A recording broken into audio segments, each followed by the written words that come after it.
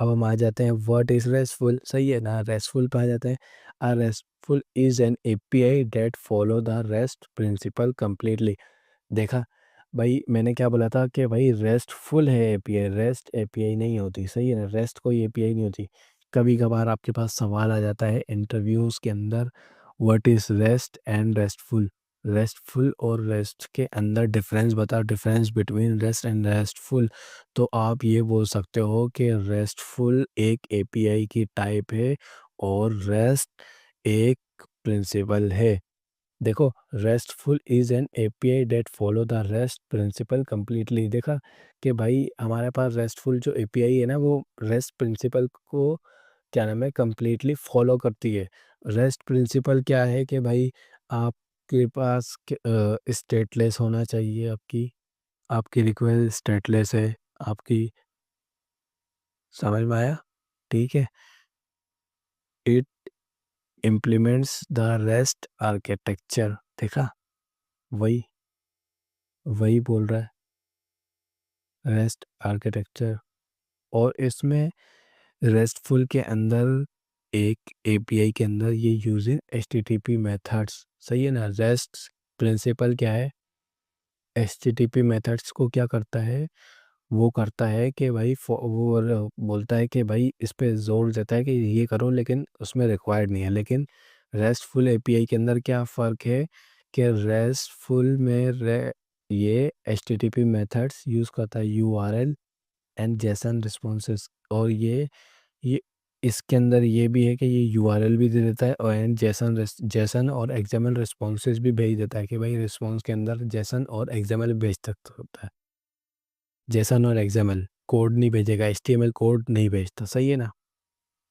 If an API does not follow REST principle strictly, it is not truly RESTful. अगर API आपका REST principle नहीं follow करती ना सही से, तो ये आपकी रेस्टफुल एपीआई नहीं कहलाएगी। रेस्ट प्रिंसिपल है, उसका फॉलो करना लाजमी है, ठीक है।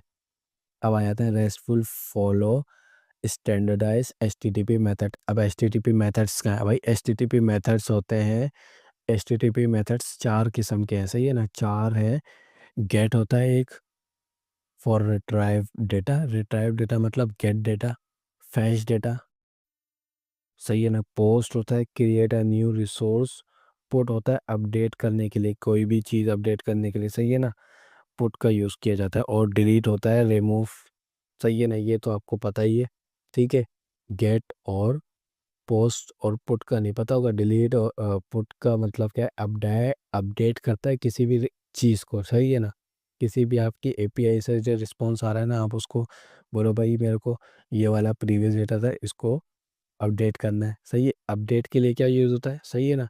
अब देखो, ये बोल रहा था ना स्टेटफुल क्या नाम है, अगर फॉलो नहीं करेगा क्या रेस्ट प्रिंसिपल को, तो हम क्या करेंगे, ये हमारा कंप्लीटली स्टेटफुल नहीं होगा।